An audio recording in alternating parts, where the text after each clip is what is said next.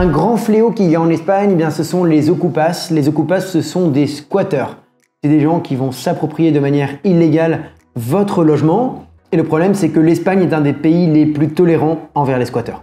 En réalité, aucune expulsion ne peut intervenir sans une décision exécutoire rendue par le tribunal d'instance.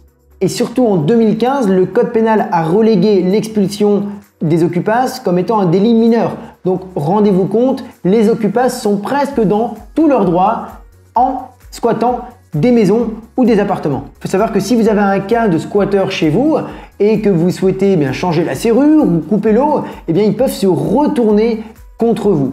Les ocupas connaissent très bien la loi, sont très bien informés et savent exactement quel type de biens squatter. L'immense majorité des squats concernent les biens des banques ou les biens des investisseurs parce qu'ils savent que les délais pour que ces propriétaires se rendent compte du squat sont plus longs.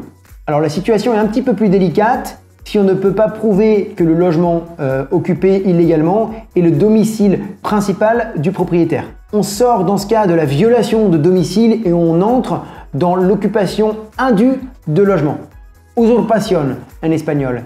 Et du coup, le processus pour faire valoir ses droits est plus long. C'est pour ça que les résidences secondaires, parmi les biens de particuliers, sont, disons, la majorité du type de biens squattés. Les résidences principales sont rarement squattées, ou moins souvent en tout cas.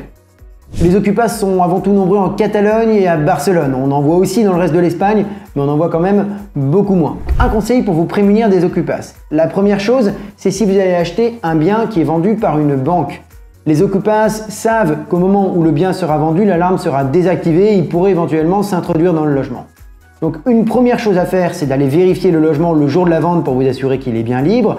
Et une deuxième chose, c'est immédiatement après la vente, allez-y avec un serrurier et avec quelqu'un qui va vous installer une alarme.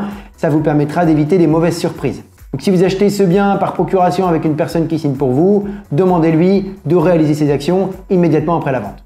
Une autre possibilité, si malheureusement vous n'avez pas réussi à contrer l'occupation d'un ocupas et que c'était quelque chose qui vous devait vous arriver, ce qui n'est jamais arrivé à nos clients, on touche du bois, vous avez deux possibilités. La première, c'est la négociation. On a vu des investisseurs qui achetaient des biens avec des ocupas qui payaient beaucoup moins cher. Et après, ils allaient négocier avec eux. Ils leur disaient, bon écoute, moi je vais entamer une procédure judiciaire contre vous, monsieur. Donc voilà, 1 000 € et vous sortez tout de suite. Et parfois ça marche, parfois ça marche pas. Mais en tout cas, c'est une solution d'une part pour payer moins cher votre logement et d'autre part pour avoir moins de soucis et une tranquillité d'esprit plus rapide. Une deuxième solution, évidemment, c'est d'entamer une procédure en justice. Il faut savoir que ça prend au minimum 1 an. Et une troisième solution, c'est de faire appel à une entreprise qui agira comme un médiateur pour vous libérer de ces squatteurs. Ils affirment ne pas utiliser la force, uniquement négocier. C'est pour cela qu'ils disent filmer toutes leurs interventions pour faire ces choses-là, évidemment, en votre nom et vous éviter des maux de tête. Attention, si vous vouliez le faire vous-même, vous mesurez 2 mètres, vous êtes bien bâti et vous avez des amis avec des battes de baseball, non. Faites attention, car les squatteurs sont trop protégés et ils pourraient se retourner contre vous si vous faites usage de la violence.